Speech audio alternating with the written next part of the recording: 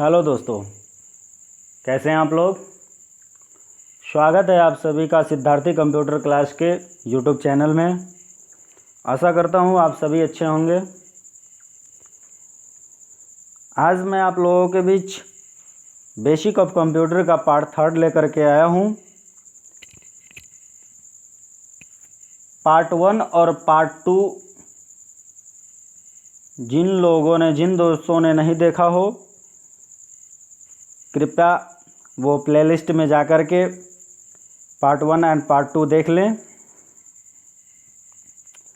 चलिए स्टार्ट करते हैं आज का class.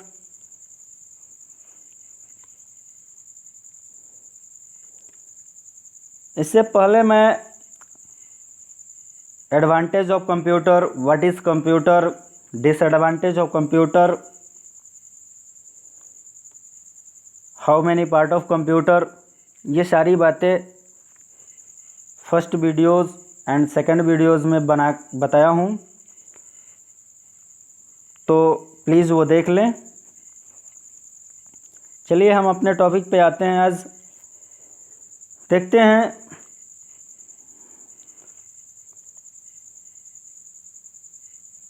CPU has 3 functions. CPU के पास 3 तरह के फंक्शंस होते हैं।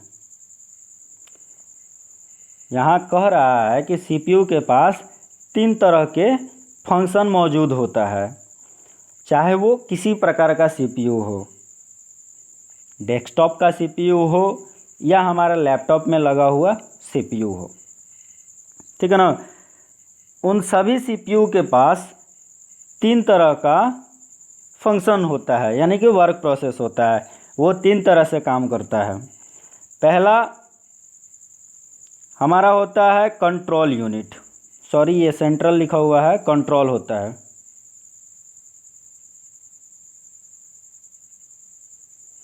ठीक है ना।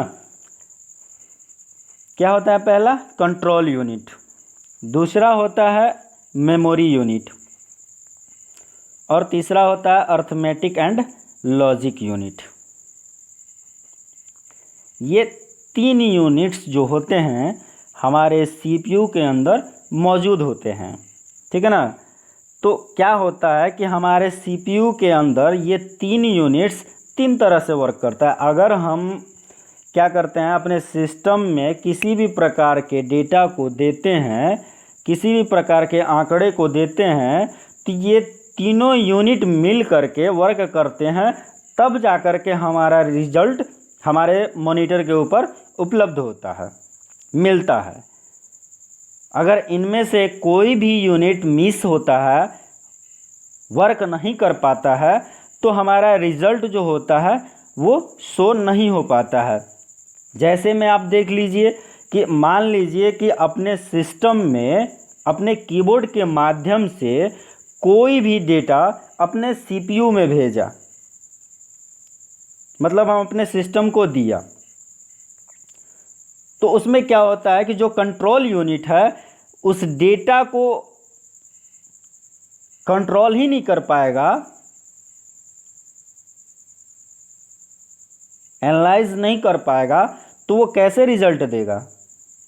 या हमारा मेमोरी यूनिट जो होता है, अगर हमारे सिस्टम के अंदर हार्ड डिस्क न हो, प्राइमरी मेमोरी न हो, सेकेंडरी मेमोरी न हो, तो हमारा सिस्टम जो है प्रॉपर वर्क ही नहीं कर पाएगा। अर्थमेटिक लॉजिक यूनिट, अगर हमारे सिस्टम के अंदर अर्थमेटिक वर्क नहीं करने की क्षमता हो, तो हमारा सिस्टम प्रॉपर वर्क नहीं कर पाएगा, हम अपना काम अच्छे तरीके से नहीं कर पाएंगे। इसलिए ये तीनों यूनिट्स हमारे सिस्टम के अंदर, यानी कि हमारे CPU के अंदर रहना आवश्यक है, ज़रूरी है। इसीलिए बोला गया है कि हमारे सिस्टम में कितने यूनिट्स हैं? 3 यूनिट्स हैं, 3 फंक्शंस होते हैं। कौन कौन? Control unit, memory unit and arithmetic logic unit. Arithmetic logic unit, ठीक है ना। अब आगे देखते हैं। अगला है history of computer. History of computer, computer के इतिहास के बारे में जानना है कि कंप्यूटर की इतिहास क्या है। हमारा कंप्यूटर कब आया, इसकी खोज कब हुई, जब खोज हुई उसके बाद क्या हुआ, ये देखते हैं।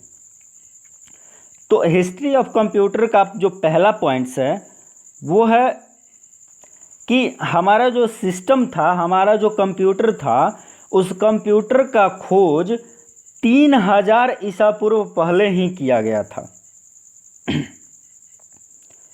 बीसी का मतलब आप लोग समझ सकते हैं। हमारा जो सिस्टम था उस सिस्टम का खोज 3000 ईसा पूर्व पहले ही किया जा चुका था। लेकिन उसके बाद क्या हुआ कि उसके बाद जो हुआ, एक सिस्टम का निर्माण किया। उसके बाद यानी कि खोजने के बाद एक सिस्टम का निर्माण हुआ जिसका नाम था एबाकस, और उसको बनाने वाले लोग थे चाइनीज़। उसको बनाने वाले लोग कौन थे? चाइनीज़ लोग थे। और वही जो था दुनिया का पहला मैकेनिकल कंप्यूटिंग डिवाइस बना। वही जो था यानी कि कौन? एबाकस जो था वो दुनिया का पहला मैकेनिकल कंप्यूटिंग डिवाइस बना। ठीक है दोस्त। उसके बाद क्या हुआ कि 1617 ईस्वी में, उसके बाद 1617 ईस्वी में एक प्रोफेसर जो थे, जॉन नेपियर नाम के एक प्रोफेसर थे। 1617 ईस्वी में जॉन नेपियर नाम के एक प्रोफेसर थे जो कि मैथमेटिक्स के प्रोफेसर थे। वो कहाँ के थे? स्कॉटिक्स के। ठीक है ना। इन्होंने एक सिस्टम का निर्माण किया, एक कंप्यूटर का निर्माण किया। वो सिस्टम नेपियर बोन्स नाम से जाना जाता है। उस सिस्टम का नाम क्या पड़ा? Napier bones. यानी कि इन्होंने अपने नाम के से ही उस सिस्टम का नाम अपने नाम पर ही दे दिया और वो सिस्टम नेपियर बोन्स के नाम से प्रसिद्ध हुआ। ठीक है। उस सिस्टम में क्या होता था? केवल गुणा और जोड़ने का काम।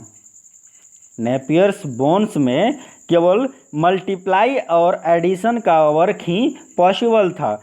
इन 1617 John Napier's a Scottish mathematician developed a device which is called a Napier bones. यानी कि जॉन नेपियर ने क्या किया? एक ऐसे डिवाइस का डेवलपमेंट किया जिसका नाम क्या था? नेपियर बोन्स था। और उस डिवाइस में केवल मल्टीप्लाई और एडिशन का वर्क पॉसिबल था। नेक्स्ट देखते हैं। उसके बाद होता है क्या कि 1642 ईस्वी में ब्लेसिक पास्कल नाम का एक वैज्ञानिक जो फ्रेंच के थे, ये भी मैथमेटिक्स के प्रोफेसर थे। ब्लेसिक पास्कल जी तो थे, ये भी मैथमेटिक्स के प्रोफेसर थे।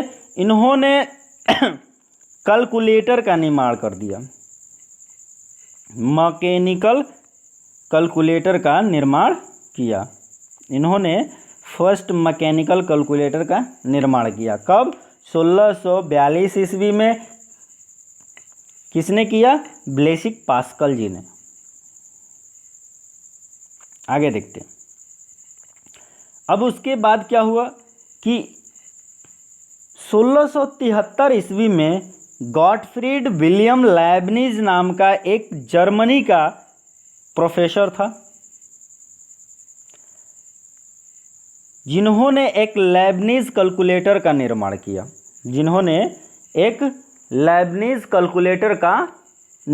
किया।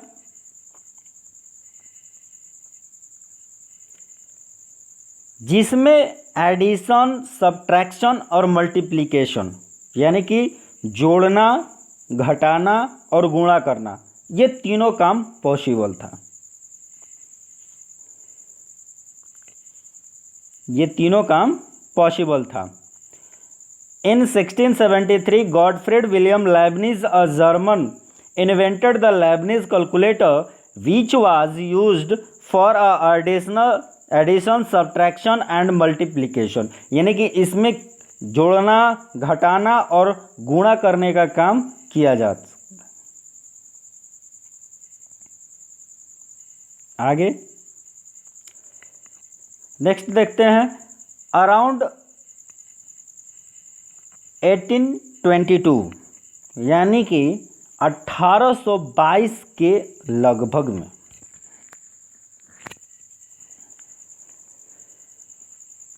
Charles Babbage, a professor of mathematics at the Cambridge university,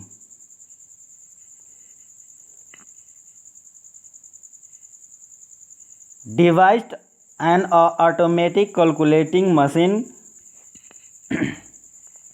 called a difference engine. He today known as the father of modern digital computer. यानी कि यहाँ कह रहा है कि 1822 में चार्ल्स बेबेज नाम का एक प्रोफेसर जो थे वो मैथमेटिक्स के प्रोफेसर थे और कहाँ का थे, कैम्ब्रिज यूनिवर्सिटी के थे, जिन्होंने एक सिस्टम का निर्माण किया और वो सिस्टम था ऑटोमेटिक कैलकुलेटिंग मशीन, जिसका नाम क्या था, डिफरेंस इंजन। ठीक है, डिफरेंस इंजन। और चार्ल्स बेबेज को ही मॉडर्न कंप्यूटर के पिता कहा गया है। चार्ल्स बेबेज जी को ही मॉडर्न कंप्यूटर के पिता कहा गया। आगे देखते हैं। Howard Aiken built the first fully electromechanical computer named Mark I। जो हॉवर्ड आइकेन जी थे उन्होंने पूर्ण रूप से इलेक्ट्रोमैकेनिकल कंप्यूटर का निर्माण किया जिसका नाम था मार्क I।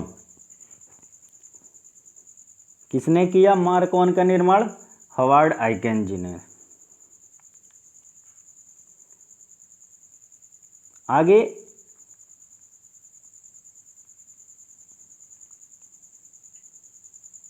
उन्नीस 1945 ईस्वी में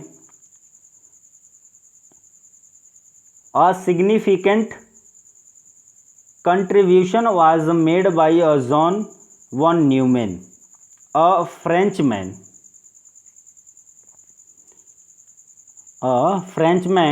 working for IBM. He designed the basic structure of a computer to include the capacity to, यानी कि यहाँ बात हो रही है, कह रहा है कि 1945 में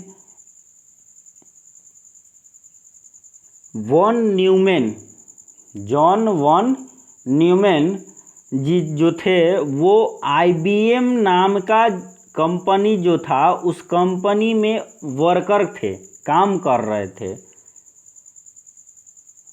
जॉन वॉन न्यूमैन फ्रेंच के रहने वाले थे, यानी कि फ्रांस के रहने थे।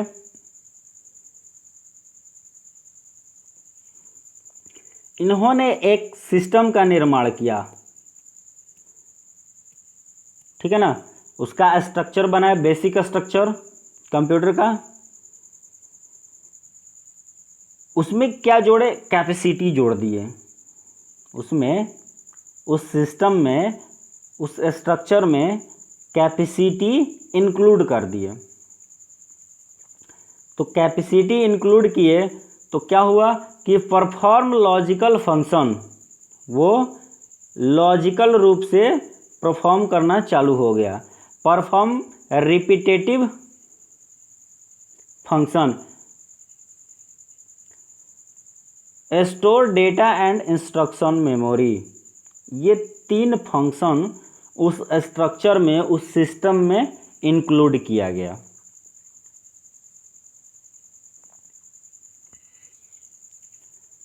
आइए देखते हैं हिंदी में कंप्यूटर का इतिहास।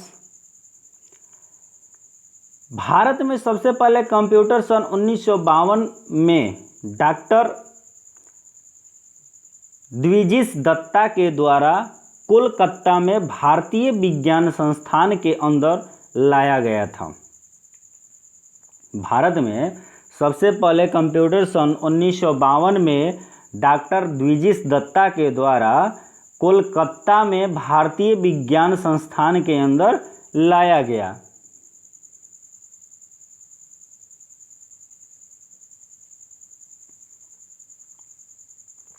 जो एक एनालॉग कंप्यूटर था। क्या था? एनालॉग कंप्यूटर, जो कि एक एनालॉग कंप्यूटर था। लेकिन भारत में वास्तव में कंप्यूटर युग की शुरुआत तो हुई सन 1956 में। कब हुआ? 1956 ईस्वी में, जब कोलकाता भारतीय विज्ञान संस्थान के अंदर डिजिटल कंप्यूटर HEC 2M लगाया गया। कौन सा लगाया गया? HEC 2M लगाया गया। यह भारत का पहला इलेक्ट्रॉनिक कंप्यूटर था। यह भारत का कौन? HEC 2M जो था भारत का पहला इलेक्ट्रॉनिक कंप्यूटर था। इस कंप्यूटर के आने के बाद भारत जापान के बाद एशिया का दूसरा देश बन गया। एशिया का दूसरा देश बन गया।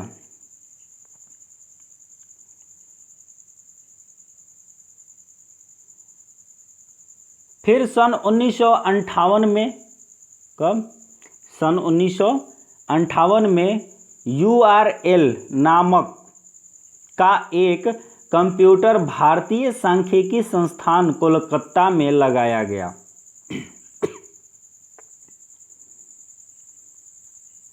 जो आकार में HEC 2M से भी बड़ा था। इस कंप्यूटर को रूस से खरीदा गया था और सन 1964 में इन दोनों कंप्यूटर का इस्तेमाल बंद कर दिया गया। कब?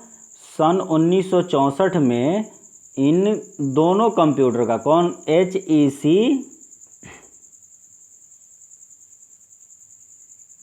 ठीक है ना, इन दोनों का इस्तेमाल बंद कर दिया गया।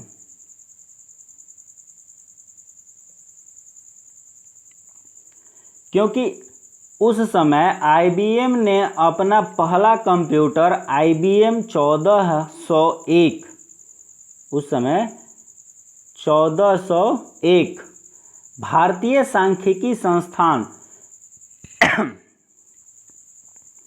कोलकाता में लगाया, जो IBM 1400 सीरीज का था। ये पहला कंप्यूटर था जिसे IBM ने सन 1959 में बनाया था। यह जो था पहला कंप्यूटर था जो IBM ने सन 1959 में बनाया था।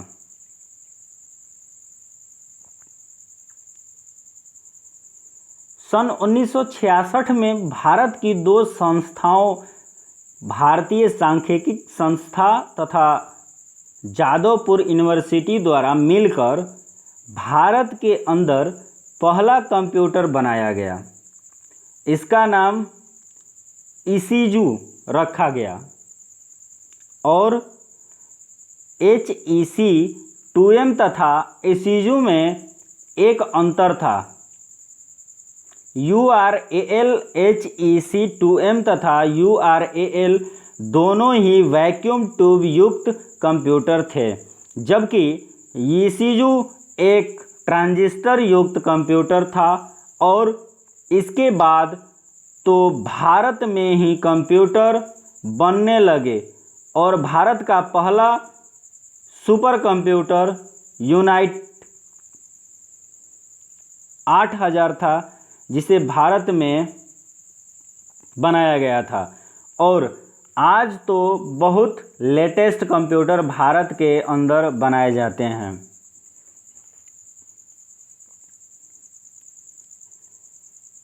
फर्स्ट, दैनिक प्रयोग में आने वाला कंप्यूटर का माउस सबसे पहले लकड़ी का बनाया गया था। सेकंड, प्रति माह लगभग 5000 कंप्यूटर वायरस बनाए जाते हैं। मोस्ट इम्पॉर्टेंट पॉइंट, प्रति माह लगभग 5000 कंप्यूटर वायरस बनाए जाते हैं। थर्ड, अब तक लगभग 17 अरब डिवाइस में इंटरनेट का प्रयोग किया जा चुका है। अब तक लगभग 17 अरब डिवाइस में इंटरनेट का प्रयोग किया जा चुका है। फोर, विश्व की सबसे पहली हार्ड डिस्क में केवल 5 MB डेटा स्टोर होता था। विश्व की सबसे पहली हार्ड डिस्क में केवल 5 MB डेटा स्टोर होता था। 5 नंबर, कंप्यूटर स्क्रीन में दिखने वाले सभी दृश्य विजुअल केवल 3 रंगों लाल, हरा, पीला से मिलकर बने होते हैं। कंप्यूटर स्क्रीन में देखने वाले सभी दृश्य विजुअल जो दिखाई देता है वो केवल 3 रंग से बना होता है, लाल रंग, हरा, पीला। दुनिया का पहला कंप्यूटर कीबोर्ड का आविष्कार 1968 में किया गया था। दुनिया के पहले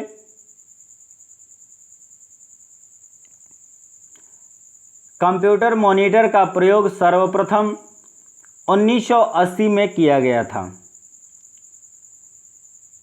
दुनिया के पहले कंप्यूटर मॉनिटर का प्रयोग सर्वप्रथम 1980 में किया गया था।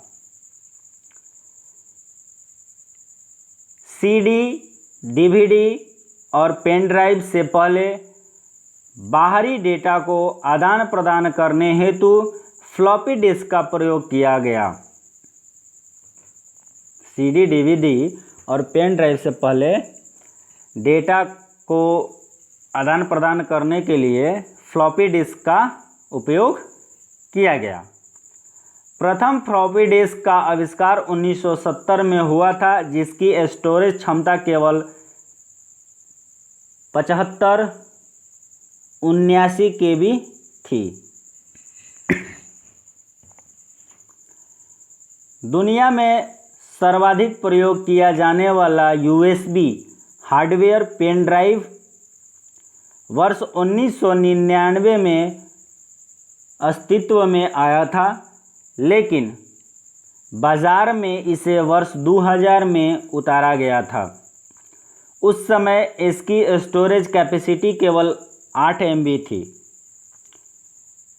आप अपने कंप्यूटर पर कोई फाइल बनाकर उसे CON यानी कि कॉन नाम से सेव नहीं कर सकते, क्योंकि ये कीवर्ड कंप्यूटर में संरक्षित थे।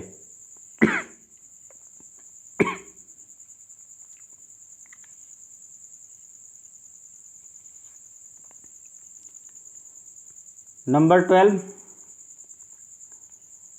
सबसे पहले बनाई गई रैम यानी कि रैंडम एक्सेस मेमोरी की स्टोर करने की कैपेसिटी केवल 46 KB ही थी, यानी कि 46 KB ही थी।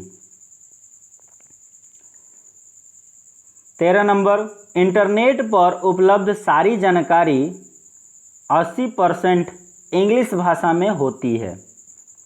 इंटरनेट पर उपलब्ध सारी जानकारी लगभग 80%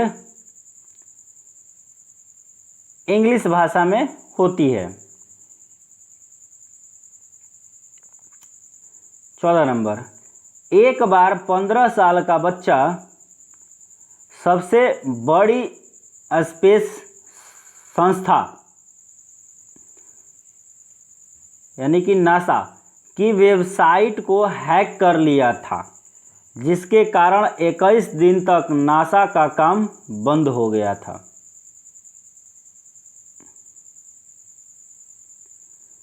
उन्नीस सौ 56 में IBM ने एक हार्ड डिस्क बनाई जिसका नाम 305 रमल था।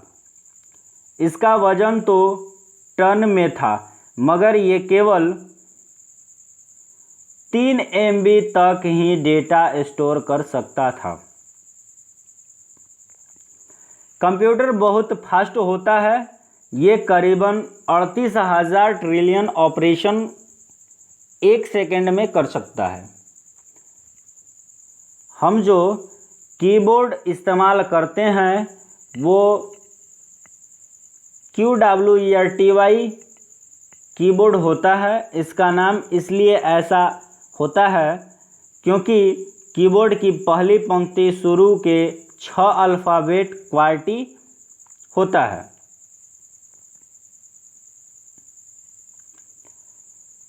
DOS यानी कि डेस्क ऑपरेटिंग सिस्टम कंप्यूटर के हार्डवेयर को सॉफ्टवेयर से इंटरफेस करने में सहायता करता है। 19 आज के युग में केवल डिजिटल कंप्यूटर की क्षमता 10 से 20 Mbps है। भारत का पहला कंप्यूटर कौन सा था? सिद्धार्थ। भारत का पहला कंप्यूटर कौन था?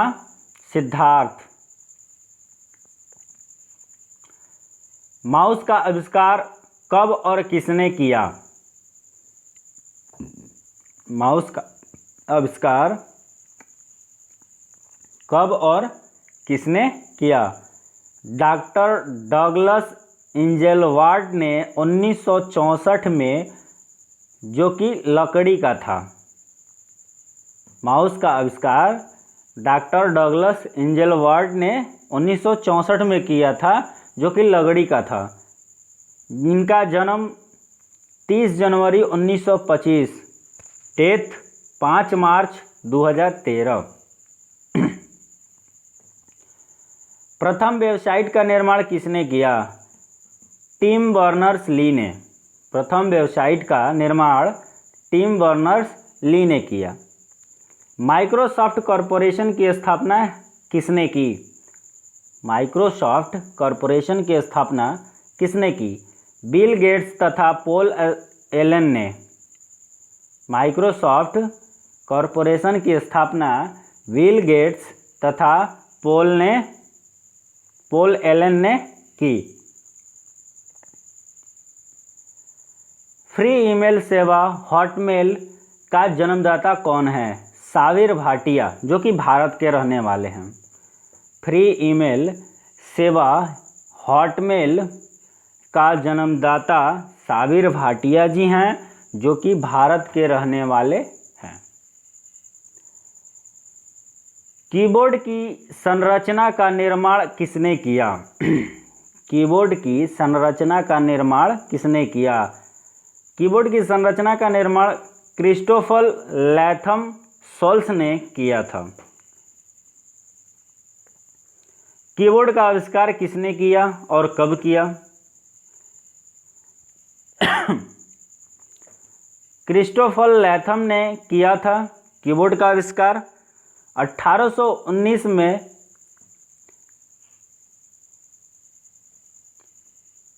17 फरवरी 1890 एक अमेरिकी आविष्कारक जिन्होंने पहले व्यवहारिक टाइपराइटर और क्वार्टी कुंजी पटल का आविष्कार किया था, जो आज भी प्रयोग में हैं।